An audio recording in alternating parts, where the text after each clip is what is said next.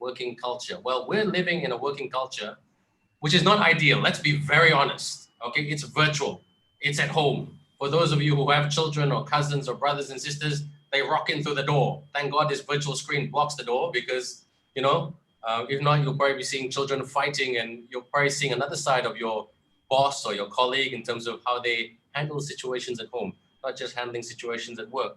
So that's what we mean about the hybrid working culture. Do we like it? Not really. Do we have to adapt to it? Yes. Why? If not, we may not have a job tomorrow because it's a challenging time. But let's be positive. We're all at home, the comfort of our home.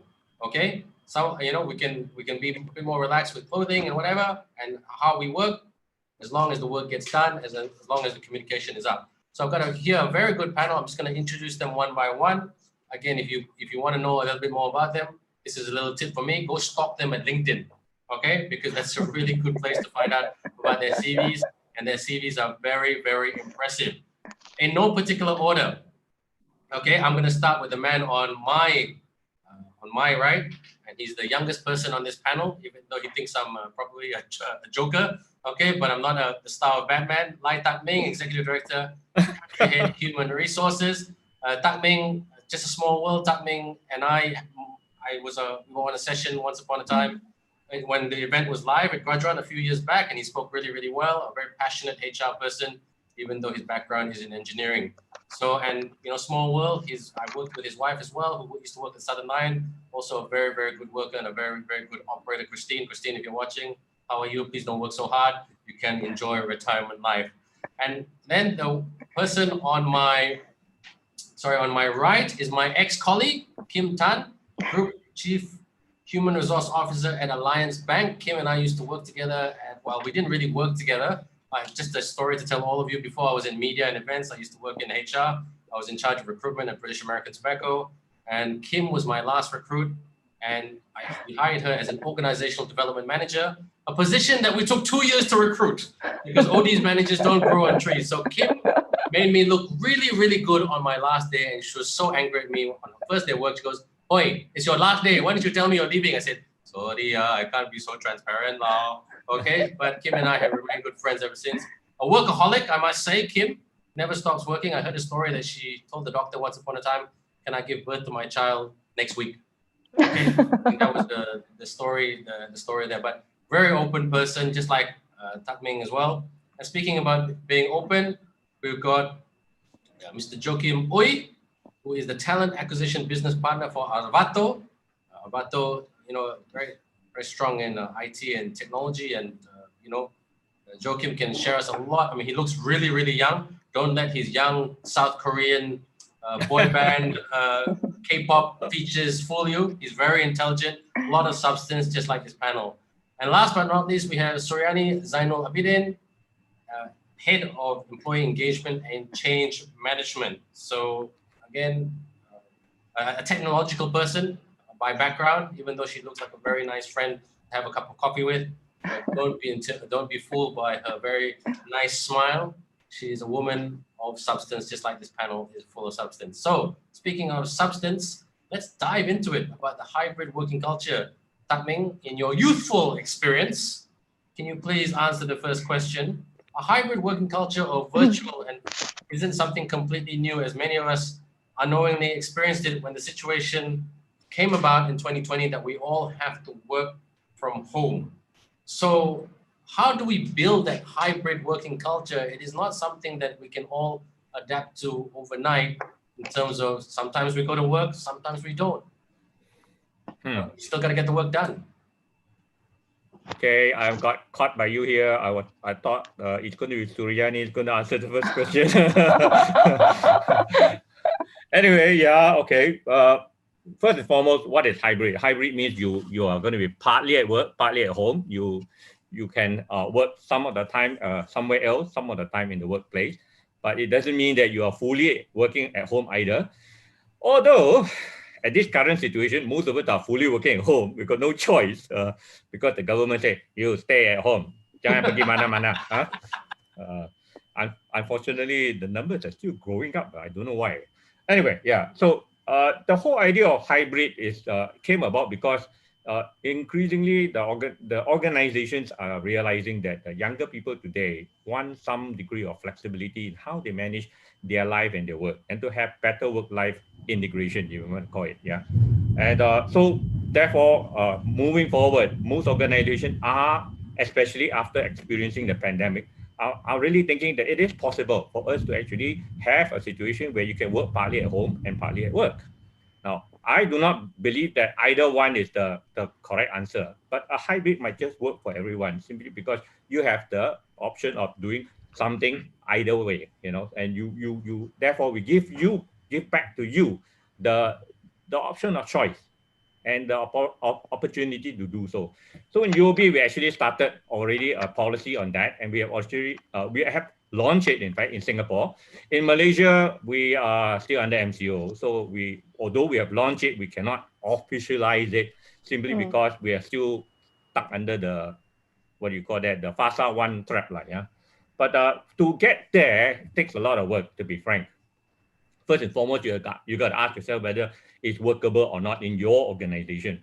And of course, in UOB as a bank, you know, banks are like a bit dinosaur, right? Kim, we have all kinds of rules and regulations and compliance and stuff like that. And customer data is sacrosanct. You cannot simply make it available outside the organization and so on and so forth. So you need to ask yourself whether it's workable and whether your technology allows it, and whether you have policies in place to allow employees to reach out and access such information from outside the work environment, from the home or from somewhere else, like maybe Starbucks or whatever. But we have gone there, and UOB have now started this brave new world for us, and we have decided that let's do it. Why not? You know? Why not? Yeah. Why not? Yeah. This is the time of change, and this nice transition there. Because a smooth transition over to Kim. Kim, similar question that I have for you, in the sense that a hybrid, like a hybrid working culture is not easy, not something that everybody can adapt to, should I say? But why do you think, in your personal opinion, how should we adapt to this culture moving forward? Because even though it sounds simple, it's not really, isn't it? Yeah. Okay, so I think in terms of how do we adapt, right? One thing I would like to probably counter what you said, Ben, earlier on, is that you said that hybrid is not a good thing. But I actually do enjoy working on this hybrid working arrangement. You do? Wow. Yes, I do. Yeah, I do too. Really? I got two people. I might be the inverted comma youngest, but I really enjoy working from home. You guys are the exception to the norm, because most people complain to me on WhatsApp all the time. Yeah. Okay. Please, Kim, continue. I think it depends on what perspective you have, right? But I think I enjoy the hybrid working arrangement because it gives the flexibility. I think we started off, I think all of us, right? Because we, the Kubler-Ross change cycle, right? We started with like denial, unsure, we're not sure how to go about doing things. I can tell you, I was with my best friend on Hokkaido on a skiing trip. And the night before I went back to office, I was told, Kim, you cannot come to office. Right. And I said, why? Because Hokkaido was on a high case and therefore you cannot come to office. We have to quarantine you. And my God, I tell you, I was quarantined for 2 weeks, okay? 2 solid weeks. And I had to live with her, right? Because both of us went. I can't even go home. And that was really trying. Okay, that 2 weeks was not hybrid. That 2 weeks was really locked down for me. And I've never been in that kind of situation before. So it was quite trying. And that's the one that I didn't enjoy because I couldn't go out. I couldn't see my family and all that stuff. And because we were not familiar, what is this COVID-19 virus, and how serious it is. How do you get it? How can you prevent from transmission and things like that? But having said that, I think it's important for us to know how to deal with it. So in hybrid working arrangement, how do you deal with it? Number one is, I think you need to be agile. Agile in the sense that be very clear in terms of, the do's and don'ts. What are the SOPs in place? So observe those SOP so that you don't infect yourself or, impact other people. The other thing is the ability to be technologically savvy as well. because in the hybrid working environment, you need to deal with, things that probably you never dealt with before. I mean, we have got employees who my colleague will say, oh, but they don't know how to use the app and all that. I said, look, don't give them excuse. Don't give them excuse, right? Not to attend e-training or e-learning just because they don't know or they're not sure. Don't give excuse that, oh, we are not going to do Mentimeter, all those kind of games and all that, just because they're not familiar. I say introduce, educate them.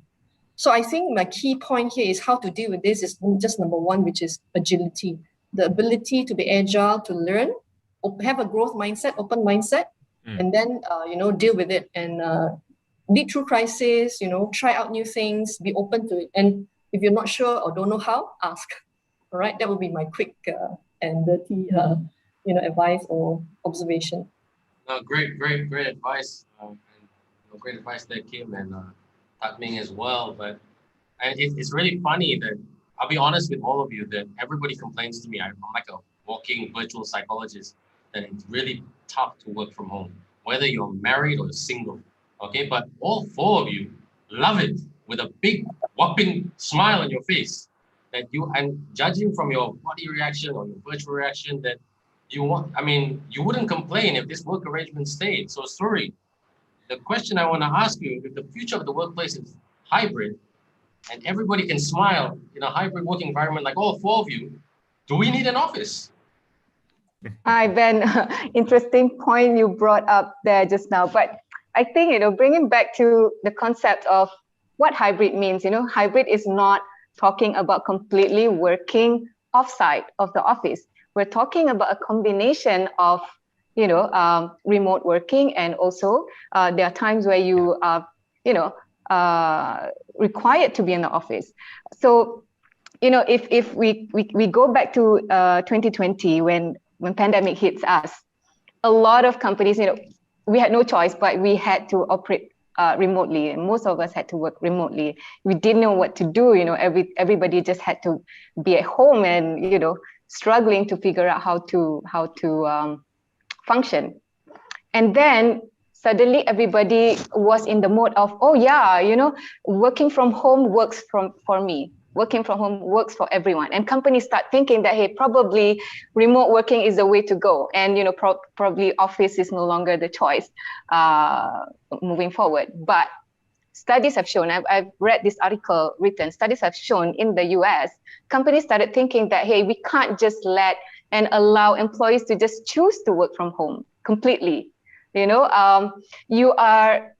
are opening risk of leaving the office space empty. You are opening risk of non-diverse working environment. Suddenly only men comes to office because women prefers to be at home with the kids and work with the kids. So it's not a healthy. Personally, I think a total. I don't agree with you. I think men like to stay at home as well. There are advantages of that. No, don't have to travel. You can wear a shirt and then wear a pair of shorts underneath. Well, at least it goes with demographics. We go back to demographics. Maybe there are certain companies whereby where men choose to come to the office. A female prefers to be at home, being with the kids and have that flexibility of working and taking care of the family. But we do not want to have that kind of, environment. We don't want to go into that situation where office is left only with male or empty because people just choose to work remotely. So companies have to be very careful in, strategically in coming up with their hybrid working model, so not to leave the office not exist anymore. So I think office, to me, physical office is still required. Of course, we are talking about a reduced workspace, reduced reduced workspace. But it is very important because there are still people who would like to come back to work. We still need to connect. It's very, very healthy to have that connection among, colleagues. I think well-being is one topic that is, very, very important to address. And office physical space still have that capability to create that connection, to create that, healthy space so that we have a more balanced, I would say, working environment and well-being at work. No, thanks, Suri, for answering that. Good point. And that I call this the transition panel because all your answers seem to be transitioning to each other very, very nicely. So, Suri, I mean, Tak Ming and Kim have opened it up, and Suri dived in a little bit in terms of defining what hybrid is. But Joachim, can you tell us, apart from the integration of the virtual and physical realm of work, what else can the working culture be when we all think about hybrid? Because when we all think about hybrid, we think, okay, different ways of working, not the traditional way, waking up, going to office, emails can come at 4 o'clock in the morning when the kids are asleep, or a bit later when you're doing something else. So again, no right or wrong answer. What's your views on that, my friend? Sure. I mean, I really like how all these panelists have been sharing in terms of their own takes, right? It's nice, isn't it? Yeah. So I think that on this whole thing about really the whole hybrid culture, I think before we even talk about culture, I think usually culture stems from the very top itself, not just kind of like driven by the HR team, right? So. So I think to me, what is really, really important here, we have to look into a few pockets, right? I think the first pocket is really about are the leadership team, the business leaders, are they themselves able to practice, things like, trust-based leaderships, right? Whereby you empower your staffs, right? And also be pretty much quite consistent when it comes to communication and predictable. So why I say predictable, whereby, I think it's very important for business leaders to look into, hey, how can I fully equip all my staffs, right? In terms of like town hall meetings, right? When is it happening every time of the month, right? And what if we have like probably about 40% of staffs at the office? Can we still gather all of them at the pantry area or perhaps the meeting room areas, and then we still share the links over to those who are still working from home? So I think that is kind of like one thing in terms of how can we shift that culture, right? So I think on point number 2, right, is really about in terms of the goal settings as well. I think that we need to retweak a little bit as well.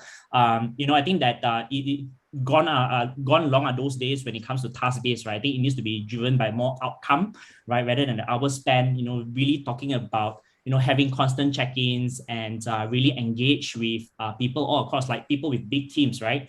So when you have these check-ins, communication one-on-ones, right? Turn on the video, engage with them, feel their body language, even if you don't see them at the office, right? Because I'm sure that if you're at the office, right, you would definitely be, hey, let's just go for a coffee chat, 15 minutes, right? And that is still all eye-to-eye contact, right? So I think that what is really now missing is the fact that, I think that we should still all put in the effort to turn on the video and just engage, right? And start off with some ice breaking, not just every time work related. I think you can also talk about any other things, right? So that it kind of maintains that whole working relationship going. I think for me, the third thing would be probably on the areas of tools and softwares as well. I think that companies need to look into a little bit more enterprise-based, cloud-based solutions, SaaS services, right? Whereby we look into cybersecurity, we look into data protection, right? I think some people find it very hard working at home and wants to go back to the office, right? So I think this is perhaps some of the percentages like yourself, Ben, right?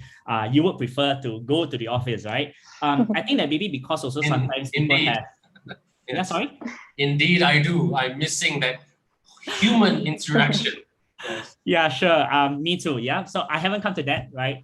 So I would say that, I think that, because of less secured networks, I think we should also look into how do we want to ensure that it's always still, at the top of our security, data is still protected, it's all still compliant, right? So I think that on my final point here would definitely be on the HR or the people perspective, right? Are we ready to bend and flex around the employee handbook policies, right? Are we ready to relook into the entire aspect of talent management from the point of hiring, from the point of candidate experience, from the point of onboarding, from the point of in terms of even, I think one of the highly debatable topic is on promotions, right? Is that, there's always this saying that, if I see your face more often, right, then most likelihood, right, you will get and stand the chance of, that kind of advantage age for you to be promoted rather than someone at home. So I think we need to start rethink into inclusivity and also in terms of how do we want to provide equal opportunity. So I think these are some of my takes, Ben. Yeah.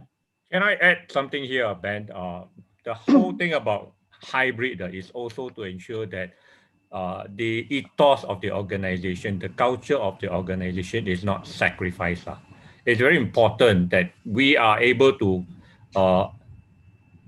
pass on to the next generation. And the only way that happens is when you enculturize, when you have opportunity to mingle, to build rapport, camaraderie, and things like that. If you don't have that, then it's quite easy to hire, let's say, somebody like Ben come aboard, but never come to the office at all. And how are you going to get the person to become imbued with the culture of the organization? Exactly. You can't. Yeah. So you need to have that balance. And that's one of the things that we in UOB, we talk a lot about. How do you build the culture and yet allow people the flexibility? And that's why hybrid makes more sense than the either extreme.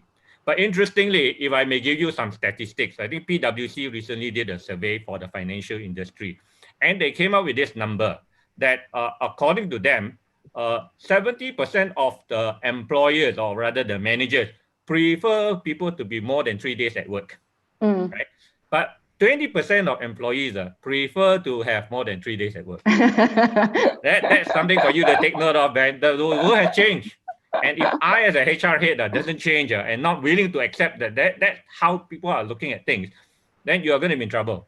Actually, the PwC survey, they actually surveyed above 18, even including above 55 years old. Yeah. So it's actually quite a range, with a wide range, not just the yuppies or the millennials and all that. Yeah, even we did our own survey. We did our own survey in UOB, and we said that we found that 61% prefer a hybrid model, 33% prefer fully office, and only 6% prefer fully home.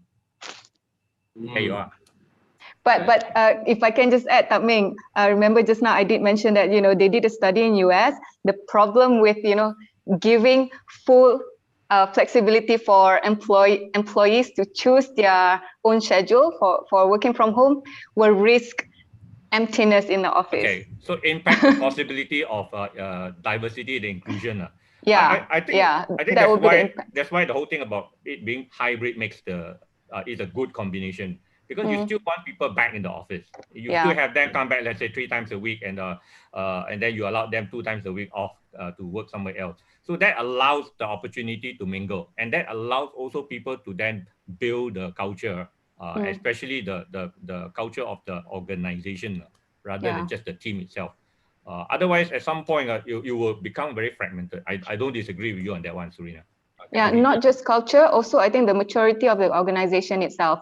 Correct. Perhaps, you can assess your own organization's maturity before you can implement, a full-fledged policy. You can start with dictating the number of days, maybe 2 days in a week or 2 days in a month or something like that. And then it can evolve from there. So for us, we start with, we work on the assumption that we allow you up to 2 days a week, but if you choose not to, it's up to you too. Or you can choose 1 day, and things like that. But Ben, let me stop you all there. Let me stop you all there. Sorry, Ben. No, it's okay. It's okay. That's my job. I love the chemistry in this group. You all seem to be agreeing and disagreeing with each other and giving differing views.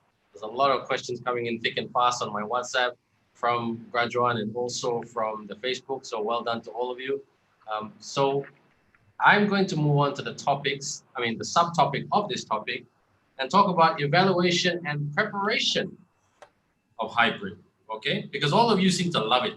And it's really funny that Tak Ming said the PricewaterhouseCoopers survey, and then Kim backed it up, because I think subconsciously Kim backed it up because she used to work at Pricewaterhouse. So it's really funny about that. But the question that I have, I'm gonna start with you, Kim. How do we trust people? In a hybrid working culture? All your radars are going up right now. I'm going to start with you. Can't wait to say something. because we're sticking with evaluation and preparation here for the hybrid conversation. Okay. So I'm going to start. How do you trust? With trust, it's all about intangibles. Yes. How do you mimic that virtually? How do you trust people? Interesting that you actually mentioned trust is actually intangible, right? Well, I think, Ben, in our banking environment industry, right, the tangible part is that customers would want to see a bank, a physical bank. Because when they see a physical bank, they have trust, right? A physical, that's- sorry? A A physical? physical bank, Oh, a okay. physical building, a bank, right? To build trust, right? So that's from the customer perspective. Now, I understand that most of the audience today are those who are, new or probably entering into the working world. So I will, tune my response towards catering to that audience. Now, for a win-win outcome, here are some tips how you people who are entering into the working world or probably new at this. This is how you can actually build trust with your future or existing line manager when you're working in a hybrid working arrangement.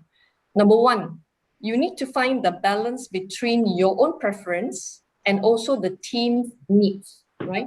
Or expectation. Meaning, number one, understanding what's your performance goals or your team's KPI, for example, your own and also your team.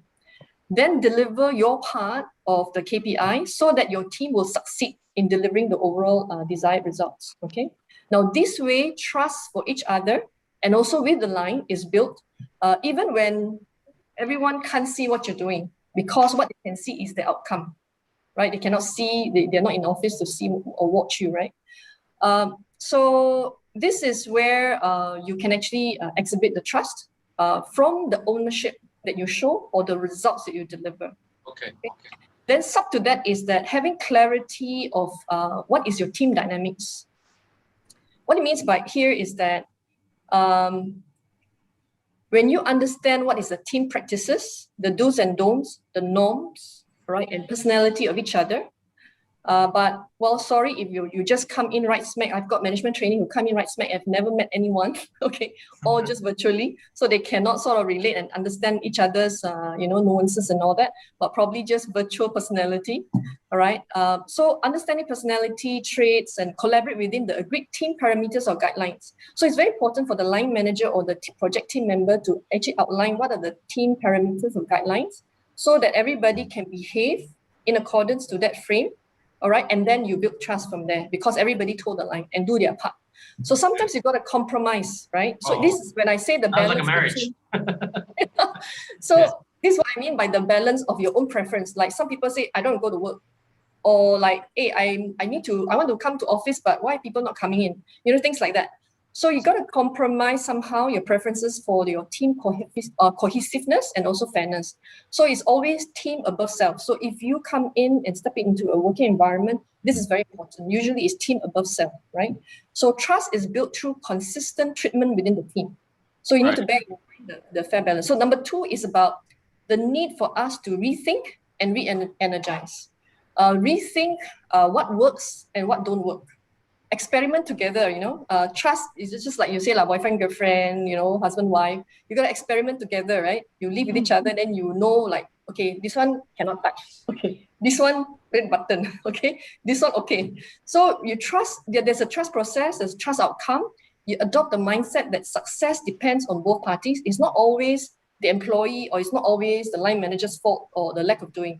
So show empathy and compassion for each other. Now, the difference between empathy and compassion is this. Empathy is that, oh, how are you doing today? And it stops that, right? It can be superficial. But when you go into compassion that will build trust, it means this example, how are you doing today? Or you're not fine, how can I help you? Can I help you with this piece of work? Let me do this for you. Or, let me chip in. That's compassion. And then re-energize by having more communication and fun, like Joaquin mentioned just now, right? Having more fun, and I think Suri also mentioned that, a different way of doing things, right?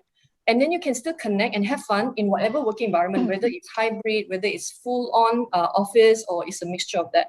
So these are the two key things I would like. Find the balance between your preference of yourself and the team, and also rethink and re-energize in a different way. And that's why I say agility is important. Great. No, good piece of advice there. So look, as a moderator, my job is to make things easy for my panel. So I'm going to make it easy right now. I'm going to structure my next set of questions like a bank or AXA or an IT company, because I know you all come from systemic cultures. And that's the thing about a hybrid culture. We're breaking that systemic culture of it. It's all not, okay, 8 o'clock, 7 o'clock, get up, breakfast, go to work, meetings. Now it's like, okay, do we need a meeting?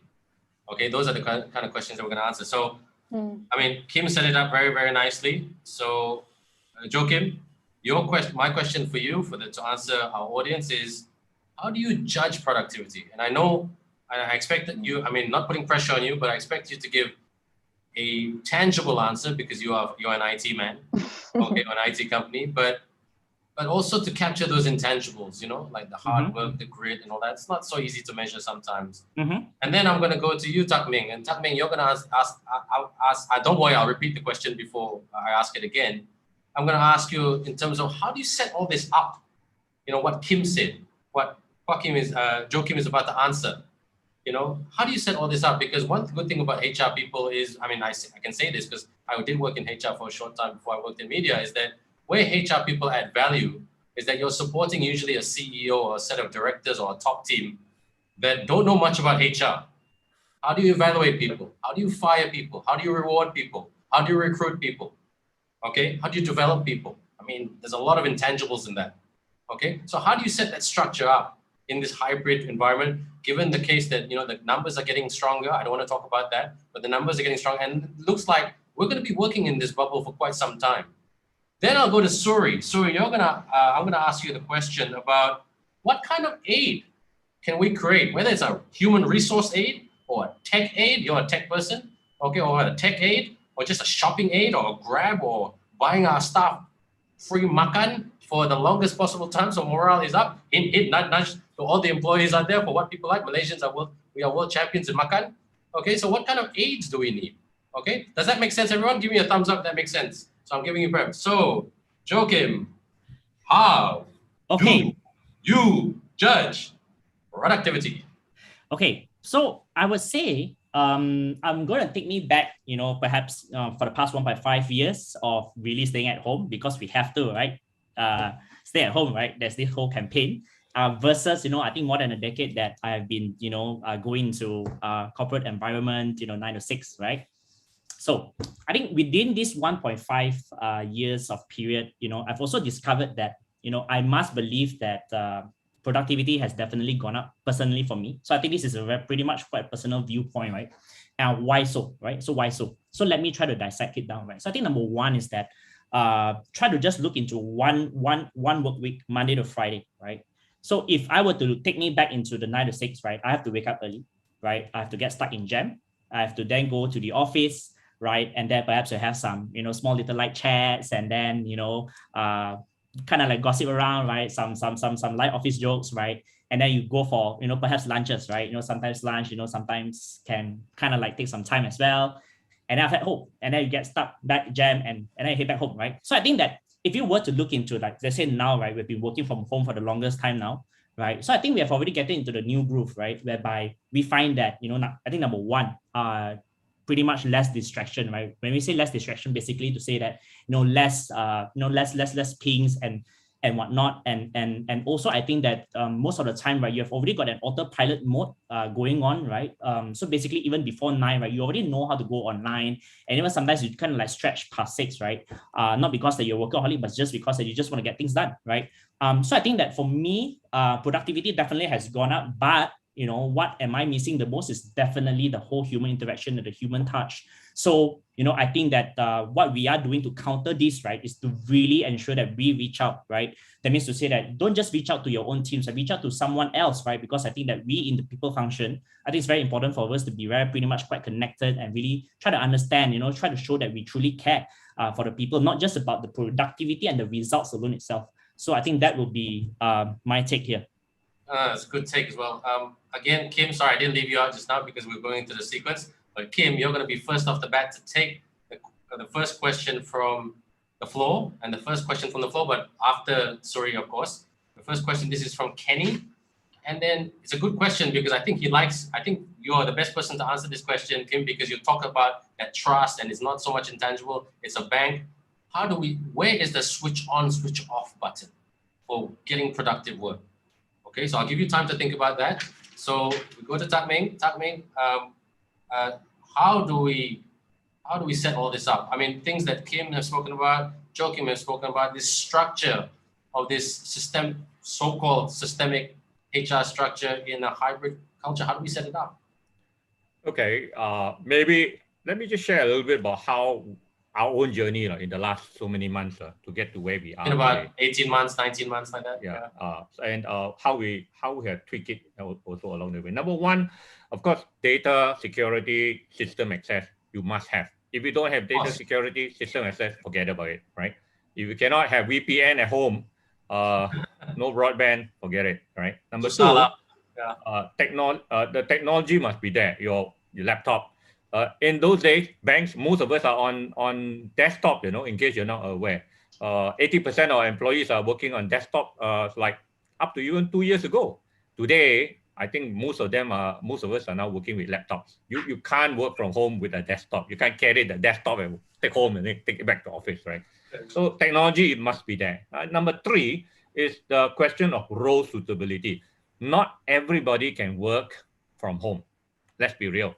All right, especially in the context of banking environment where you have front-servicing customer-facing front-servicing employees. They have to be there at the right time to do the work, So you can't say to a teller, come in when you feel like it, then the customer come in and there's no teller in the front there. What are you going to do? No. So there are certain roles that cannot work from anywhere else but where you are, So the role suitability. So we actually did a role assessment. And we did it across the whole bank. All the roles available, what can and what cannot. And we have certain criteria that we use to identify jobs that can work from home, jobs that cannot work from home, right? And we then publish it to say that, guys, this is how it is, And then number four, where am I now? 1, 2, 3. Number four is then clear ground rules, right? You really need to make clear what are the ground rules. Like Kim said, the employer must entrust, enable, empower. Employee must demonstrate self-discipline and responsibility. If you're not going to be self-disciplined and not responsible, you don't have this data security consciousness. You walk anywhere, throw information all over the place. Then sorry, you're not suitable for that role, for that kind of work. All right. So the ground rule must be set up. Ground rule must also be set up to say that, okay, when you are working remotely, it does not mean that you can just feel like it, do some work, don't feel like it, go to sleep, and then after that, go and wash your toilet, and then come back and do your work. You need to treat your working hours as working hours, whether you're in an office or at home. So these are some ground rules we put in place. And although we allow now flexible hours in the sense that you come in earlier or come in later, but nonetheless, once you start working, there must be certain rules that must be put in place.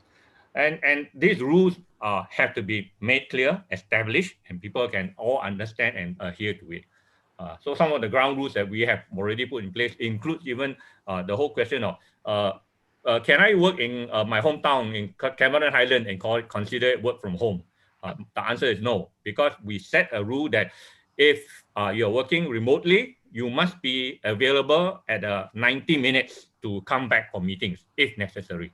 If there's an urgent meeting and your physical presence is required, you must be back, and you are given 90 minutes to get back. And it's fair. We think 90 minutes is very fair within Klang Valley or anywhere else in the city. Then number 4 will be your people management policy. How are you going to change your people management policy to make this possible? And this is where you may have to talk about, like what Joachim says. How do you manage? What kind of performance management system are you talking about? Are you going to be time-driven, activity-driven performance management, or is it going to be very much more now based on outcome and based on results? And finally, of course, when all this is done, you have to just make sure that there's regular monitoring to make sure that people are really doing their work and not just sleeping, And that will have to be that balance. Some degree of monitoring will still be necessary. So talk to me. How many points did you read out just now? Number 5. I think 5. Yeah, 5 or 6. 5. I was counting also. The 5-step process of setting up a HR working structure in this hybrid mode. No, that's very good. So now, sorry, the next question is about giving aid to employees in terms of this hybrid working culture. The reason I've asked you that because I had to look at your CV, and I mean, everybody here is very, very talented in what they do, but in terms of you've had the experience of not just creating the change, communicating and branding the change, and strategizing the change. And I mean, even though Tan Ming said, okay, 5 steps, but people will probably remember 1.5 steps. They'll always forget step 2, 3, 4, and 5. So again, what kind of aid should we be giving our employees, our staff? Because I mean, not everybody, like you all said, not everybody is finding this easy. Your opinion? Yeah. So I think Tak Ming has sort of stolen all my points away.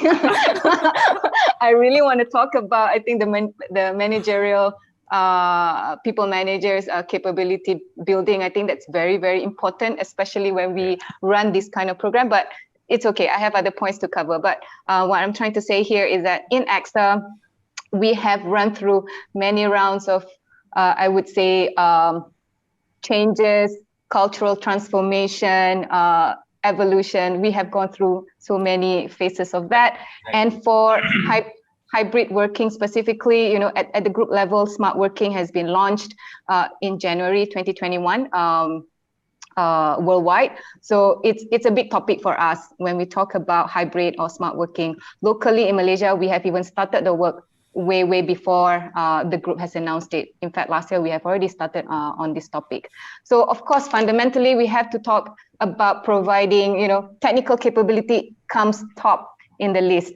Yeah, people won't be able to function without having a proper, you know, technological setup. And then people building capability is number 2, very, very important. In fact, I think, yes, technical capability, technical is very, very important, but I think in making sure things work well, I think the people part plays a very, very important aspect as well. I would also like to talk about, you know, creating the entire whole ecosystem. Yes, now because we are all locked up in our home, you know, most of us have to work from home. Very, very few can go back to the office. But moving into hybrid working environment, we are talking about reduced number of workspace. You know, maybe we would have a more flexible working environment. You know, physically we are creating a completely different, how do I say, workspace altogether. So we need to be able to create that ecosystem for our people. Are we giving them that space to connect? Are we providing more conference call spaces, for example, because people are more used to have conference call instead of physical meetings, because maybe 50% of the employees are no longer in the office. So we need to make sure that we create that physical ecosystem for the people. So that's very, very important. In terms of process, are our processes digitalized already? We talk about asking people to work from home, but if your processes are still manual, you know, it's part of the ecosystem. It's part of the, you know, the big picture. Are we creating that already? Are we moving? Are we accelerating our digitalization in the organization? Are we doing that transformation? Are we accelerating that transformation? I think that's very, very key. If your processes are not digitalized yet, forget about having how many % of your people working remotely. It's going to be very, very difficult for your people because, you know, maybe only certain people can still continue doing. Those who work from home will not be able to do so. That's number, I don't know, maybe. So we talk about technical, we talk about overall ecosystem, we talk about digitalized process. I think well-being support, I think this is what I want to touch on. I think this is very, very important aspect that we have to pay attention to. And in AXA, I think this topic comes very, very, I say, the importance is very, very high now. It becomes a strategic, I would say it's a strategic topic. It's no longer a small diversity topic in the company. It becomes a strategic topic. Yeah. So we even partner with, you know, I don't know if you guys heard Naluri. So we partner with Naluri. We provide that digital employee assistance program. What used to be very so you know what used to be very physical and nobody really pay attention to this EAP, but suddenly now everyone is talking about digital EAP.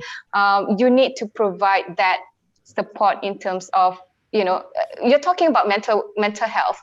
So you need to have a lot of engagement with employees around this topic, be it, having webinars, having, your senior management team talking about it. But I think if I want to group it in category, well-being support, well-being aid is another topic that is key to be looked at. That's my answer, Ben. Good answer, because the fifth point, the last point was like very hitting home the point as well. You need to look up the well-being of your employees. Compassion on top of the list. Sometimes people put compassion on the 10th on the list, or even not at all. So we've got to be more compassionate. As cliche as that sounds, it is what it is. Okay, panel, you've done really, really well thus far. So right now we just need to tighten things a little bit. When I say tighten things, I'm going to ask you questions from the floor, sorry. And I'm going to allocate each question to a person. So I'm going to give you I'm a nice moderator. So I'll give you the questions right now, so you have time to think about it rather than springing you a surprise. Like I said, Kim will be answering the question from Kenny about the off and on switch of work. What's your best recommendation for that, Kim? So we'll start with Kim shortly. But after that, there's a question here. This is from Raja Noor Hana. Has hybrid working affected the company performance, or has it improved performance? That question I will go to Tatme. Okay. And then after that, how do you craft the performance management? This is from TK. How do you craft the performance management system for your organization in this hybrid working culture? Sorry, I'll go for you for that one. Okay. And then Razik, I know what your tips to keep. Okay, and Joachim, question from Razik. What's your view of trying to keep people motivated to keep going? And I know that's good. I mean, it's a really, really good question, because it's not just about keeping a job or keeping a position or whatever. It's more to it than that. It's about the pride, So maybe you can expand on that a little bit. So Kim, please take it away in terms of the off and on switch to make a team more cohesive in a working environment, in a hybrid working environment. Okay, I read Kenny's question. His question is, when do you switch off and when do you switch on, right? So I think the context of your question, if I can understand it, is two things. One is that with hybrid, I think employers or managers would be worried about whether the productivity is affected or not. So when do you switch on, right? And switch off, I think it will be in the context of if you are on hybrid, and sometimes because we work from home, we don't know that people are leaving the office because there's no one, right? You're alone. And we also don't know that the sun has set and the moon has come up or the stars has appeared, right? So you work extra long hours. So true. And yeah, you're very, very exhausted, right? So we all go through this phase, right? For 2 years already. So my tip or when to know how to switch on is that, number one, follow the rules of the company, meaning to say, if you all have agreed in the team, right? Like just now I mentioned that, we still stick to the 9 to 5, for example, or meetings within this time. So follow that. So that's when you switch on. And this requires also a lot of self-discipline, right? Self-discipline to make sure that you deliver the expectations. Have KPIs. Be very clear of your KPIs with your line manager. Let him or her explain to you what's the outcome that's expected of you during this arrangement, right? During this hybrid arrangement, be very clear of it, because some managers prefer to have milestones in between. Some say, never mind, you just go and do. I just want to see results. So you need to understand what kind of stuff, right? And have the discipline to deliver that way. Plan and prioritize. During this hybrid working arrangement, the planning and organization becomes much more important, because much more critical, because you actually lose track of time. And that the second part I would say, switch off is when do you know, say, Roger and out. This one requires two things. One, I think, is your self-discipline as well. Again, some people set alarm, right? 7 p.m. It's knock off already. Or, some people block their evening to say from 7 p.m. onwards, no meeting, right? Or, weekend off. Like some teams, like my team, we actually started this. We call it the punch out on time, right? whereby each team have a designated days by 5:30 or something like that. There's no emails, there's no meeting, things like that. Then we know when to roger and out, okay? And we say no emails or texts over the weekend, so that because I think some people are going through mental, emotional challenges and all that, right? So these are some of the things. So that's the team support that we can actually help each other in terms of when to know when to switch off. So I hope that helps, Kenny, in very simple tips for you, Kenny.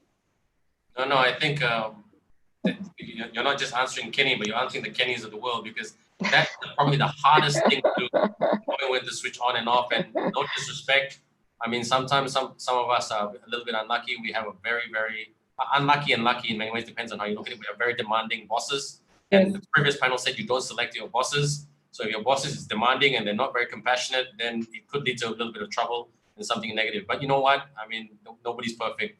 So thank you, Kim. You answered that extremely well. Tak Ming, the next question from Rajanur Hana, has hybrid working affected the company's performance? Is it better or not so much better?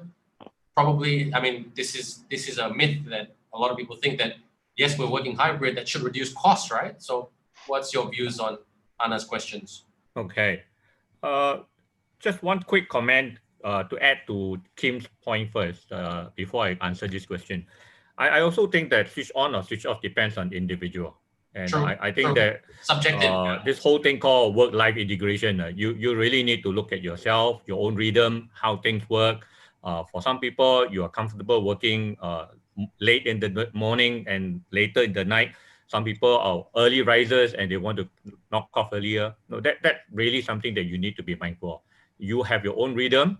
You should find what is the most appropriate timing for yourself and trying to see how to manage between work and life in such a way that is integrated, so that's something I want to just play that. It doesn't mean that everyone must knock off at 5:30 or everyone must knock off at 7. Or for that matter, we can. It'd be nice to knock off at 5:30. Yeah, but like now, for example, I shouldn't be working now. It's my weekend, but I am working, right? This is work, So okay, point number one. So now move on to the other question. Does it affect productivity if we were to have hybrid working and things like that? I don't know. I take my UOB as an example. Like in the last 16 months where we have been in some form of MCO, right? MCO, EMCO, CMCO, RMCO, and then FMCO, and don't know what other MCO, and now we are in, I don't know what we are now. PPN. PPN, yeah. And we are now Fasa 1, and hopefully one day Fasa 2, and I just call it Pening Kepala, so that's all. So the fact is that, we have been stuck in this limbo for the last 16 months, but if I look at the performance of the bank, it's not really significantly impacted. Right? And again, that goes back to how the employees are managed, the bosses work with the employees and things like that, But I know there are some organizations that are quite badly impacted, but not for us, put it this way. We are still doing pretty well. In fact, our retail sector actually did slightly better than the previous year in terms of profits and things like that. So does working hybrid or working from home in this case have an impact on productivity? It doesn't seem to be that it will necessarily result in a drop in the organizational productivity, right? And I believe now that this last 16 months was forced upon us. And so we had to scramble to get our act together, right? And a lot of learning and unlearning along the way, trial and error along the way. Now, if it is more well-planned moving forward, when things are a little bit clearer with the so-called new normal, I think we set those ground rules that we talked about earlier and make sure that we have better working relationship and employer-employee management. I don't see why hybrid working should impact performance, seriously. As far as organizational performance is concerned, salespeople will continue to do the sales, whether they are working from home or working from office. No difference.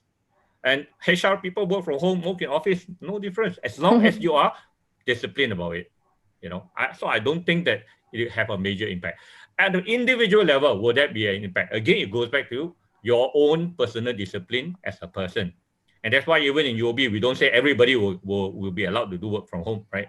We also recognize that those who are on PIP, for example, we will have to say that, okay, if you're on PIP, that means I have to manage you more tightly. I cannot be letting you go hybrid lah. So there are those who we probably think cannot lah. But on the whole, if you are a disciplined person, you know what is required of you. And very importantly, like my CEO say, internally driven, self-disciplined, self-motivated. Then I don't see why you cannot. I think you can be even more productive, as Joachim said. You don't have to get stuck in the traffic. You have more time on your own. You can see the sunset. You can go for a jog in the evening before the sun drops. Hey, why not? So I'm 100% for hybrid, to be very frank. I'm all for it. Okay. Now, also, thanks for that. I mean, you answered that quite well, Timing, but I mean, all of you have answered the question well. But sorry, how do you craft a performance management system for your organization in a hybrid work culture? I mean, it goes back to, Kim and Taming said some really good points about self-driven, the individual. I mean, you cannot, you have to trust a bit, you have to be empathetic, you have to be sympathetic, you have to cut that rope a bit. But at the end of the day, you as HRians, you have to measure performance. Yep. Okay, because that performance leads to, okay, how not just in terms of sales and revenue streams and all that, but how far have we come as an organization, performance-wise and culture-wise? So how do you build that in this very complicated time or this hybrid culture time? Ben, it's a great question, but I would not cover it from the perspective of HR or organizational. Man, but I think just no worries. Yeah, just covering it from the perspective of us managing our team, and even again for the benefit of our audience who are mainly young graduates who are about to enter the job market. I do not want to scare them with all these organizational jargons and sophisticated terms that we use in our companies, but I like this concept that the CEO of Telenor introduced about tight, loose, tight. Very simple concept. Tight. Okay, I'm gonna write it down. Yeah. Tight, loose, tight. Very important. As people managers, we need, or as leaders, we need to set a very tight expectation, or you need to be very clear on the goals that you and your team want to achieve. The ambition, it needs to be tight. It needs to be very clearly defined. It needs to be very clearly communicated to the team. So it's tight. When we talk about loose, you need to have that flexibility, or you need to have that level of empowerment. I think empowerment is very, very key when we talk about leaders now. Leaders have to start really exercising this concept of empowerment. Empowerment is not just, okay lah, you do, I will not check on you and all that. No, it really, empowerment, again, connecting to what Kim said, empowerment is really about trusting your team, that they will figure out how and what they need to do to reach or to deliver the ambition, the expectation, the goals that you have tightly set in your team. So we move from tight, loose meaning empowering your people to figure out on their own ways to meet those targets, to deliver those targets. And coming back to tight, as leaders, we need to tightly follow up and follow up with our team to make sure that they are on track in delivering the ambition or the goals that we have set for them.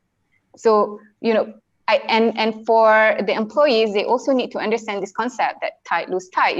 Yes, you have a very tight goals given to you, but you are also given that flexibility.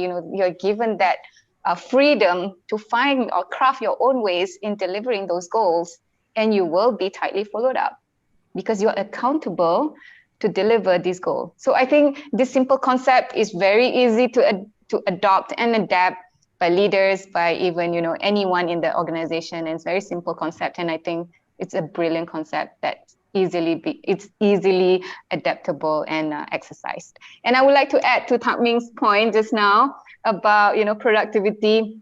In fact, maybe after all this pandemic is over, the productivity, because people have more freedom to go out, they're more free to do a lot of things, they can go out and play sports and all that. They will be even more productive, even in a hybrid environment. Yeah. Right now, yes, hybrid. Wellness. yeah, on the wellness side, Yeah. we're stuck inside. We can't do anything. It does affect our mental health a bit, but given a more freedom, a more safe environment after pandemic, I don't know whether it's going to be over, but at least all of us will be fully vaccinated. The severity is low. At least we know we can do a lot of things. We can be more productive when we work within this hybrid model. Oh, no, that question came from TK, sorry, so you answered, and I give you extra credit because I asked that question in a very scientific way. You answered the question in a very humanistic way. That is change. That's what change managers do. We need people to people can relate it. You're the best change manager I've ever spoken to, because the change managers that I've worked with in the past confuse me a bit. So that's a different story for another day. Okay, so and go to Joachim. Joachim, in your personal opinion, I mean, not just from the company that you work with, like currently working with right now, but in your experience as well. I mean, because at the end of the day, we have to be a human being. Mm-hmm. Put aside our position, put aside the company we work with, we have to be a human being. So how do we keep our employees motivated working in a hybrid working culture? All four of you love it that we're working in this environment, but there's a lot of people who don't. I mean, I wish I had a survey from PricewaterhouseCoopers or KPMG or whoever to back that up, but I can tell you, I have a lot of people on my WhatsApp complaining to me every day. That's almost as strong as the survey. So how do we do it? So because this question, like the other questions are important, this question is important because we as managers, we as leaders, we as people, we have to inject that motivation to the people that we manage.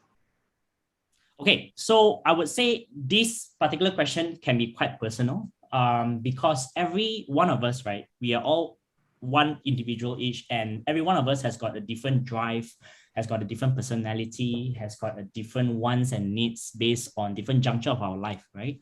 So maybe let me just come from the perspective. Let me just take me back, many years back as a fresh grad, or maybe perhaps someone, perhaps just 1 or 2 years kind of like getting into the working industry, right? So I would say that, you need to first understand what drives you to, number one, accept the offer of the company. Number two, what makes you happy. When I say happy, that would mean that you are basically satisfied in terms of the role that you're doing. Are you passionate, right? Do you find a purpose in terms of what you're doing, right? So I think that if you put all of these things into one place together, right? And of course, through empowered leadership, right? Since we talk a lot about empowerment these days with this whole hybrid working thing, right? And it's really all about, opening up and also letting someone that you can really rely on to just kind of like share things out, right? So I think that the power of these people, if they're able to just share it out, right, and in a very safe environment, right, I am sure that the supportive leaders is going to give them a lot of different pointers in order to help guide them in terms of how do you want to keep them motivated, right? So I think this is really in terms of from the first perspective, right? How about, let's say, like for ourselves, right? I think that during these times of pandemic, there could be ups and downs, right? And even a positive, highly enthusiastic person like myself as well. Sometimes there could be days that you will have setbacks, right? And how do you keep driving that motivation, right? It's really all about self, right? And sometimes it is okay not to be okay, right? That means you just have to tell yourself that, hey, this is a bad day. Perhaps let me just go and take a shower.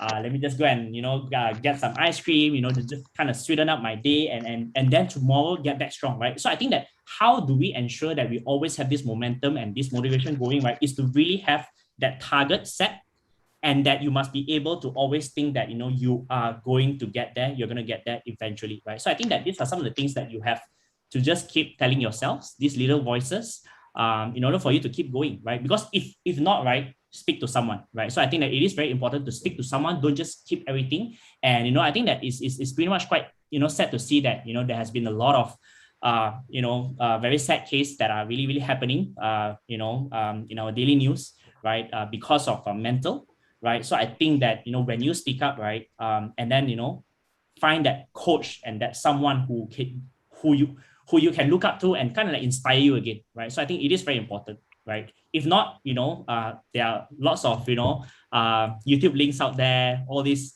highly inspirational speakers out there, right? That can really, really motivate you. But for me, I think since this question can be a bit more personal, maybe perhaps this person can reach out to me in LinkedIn and have a short conversation with me, right? Because I think that it has to craft, it has to personalize to that person's drive and that person's wants at that point of life, right? Well answered, Joachim.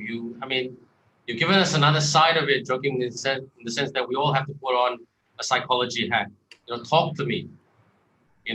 Tell me, which is the hardest thing, because let's be honest, we are Asian. We are not so forthcoming. We are not so forthcoming sometimes with information. We're malu. There's that big malu factor, and that's the way we've been raised, not just by our parents, by our teachers, our abangs, sheshe, kakak, all the above. So look, panel, you've been fantastic. Again, I'm always disappointed with these panel sessions because there's not enough time.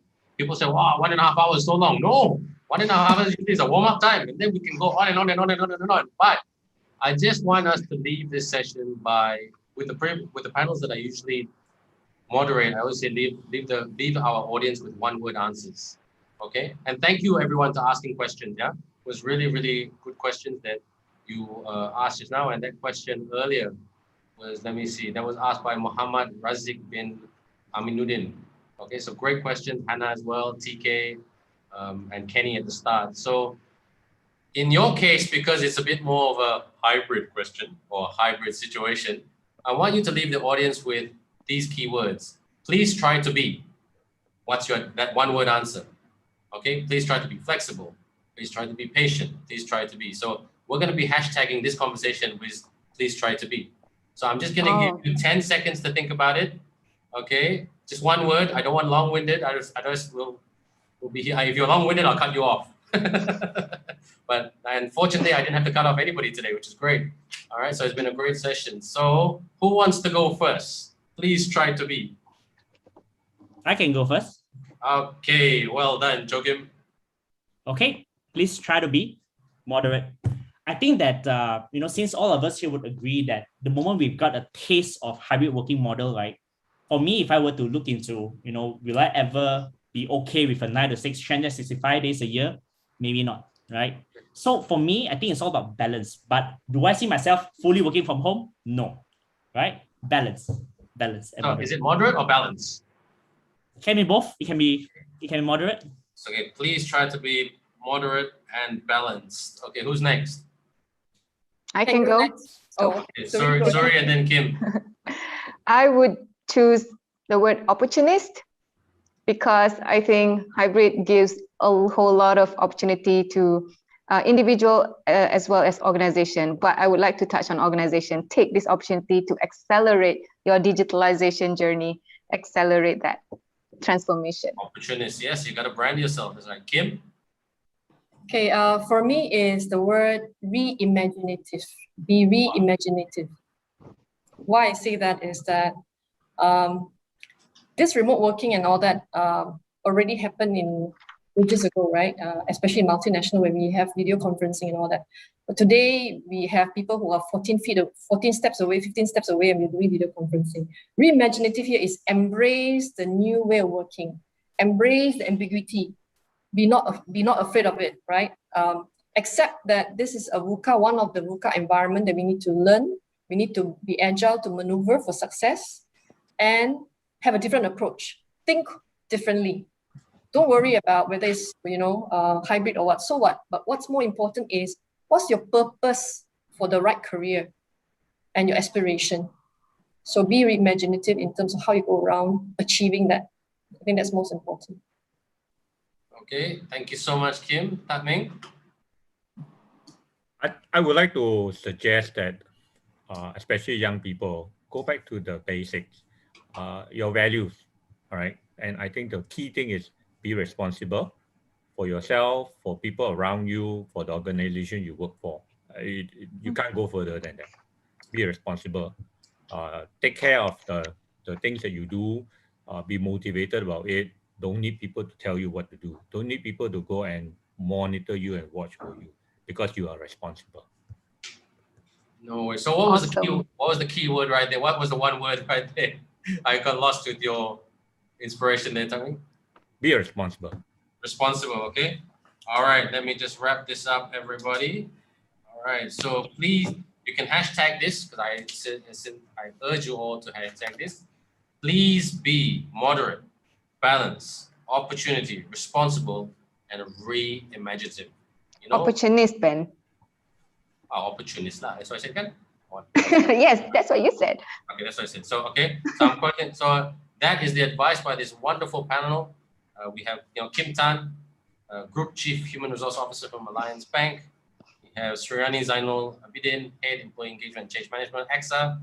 We have Mr. Joachim Hui, who is the Talent Acquisition Business Partner for Arvato, and Mr. Lai Tak Ming, Executive Director, Country Head Human Resources, UOB. So everybody, our panel today has given us a very, very good advice in terms of the hybrid culture. It's not easy, but as they say, you have to dream big to achieve great things. And in the words of a very popular song that we can all relate to, Imagine, there was a lyric in the song that says, "You may say I'm a dreamer, but I'm not the only one. I hope someday you'll join us and the world will be as one. And God willing, inshallah, the world will be together as one again. But keep working, hybrid or not.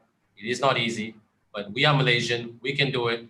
We are world-class hard workers. We are world-class makan champions. And we are just world-class people. Do not ever forget that. We are Malaysian. We can do it. And we will achieve great things in this very challenging environment, hybrid or not. On behalf of Graduate Aspire 2021, I'd like to thank all of you for being Thank here. you, Ben. Thank you, Ben. Thank Kim, you. Great to see you again. Thank you. Sorry. I'll be stalking you a lot on LinkedIn, so I'll be sending you messages there. And hopefully we can all, in safer times, we don't have to have a hybrid meet. We can have actually a physical meet. And Yep, let's have teh tarik. Teh tarik, yes, I missed teh tarik. Durian. Oh, durian. Durian party. Okay, durian. There's always a durian there. All right. So you all have a good weekend. Thanks so much. You did very well. You too, Ben. All All right. Stay in touch. Bye.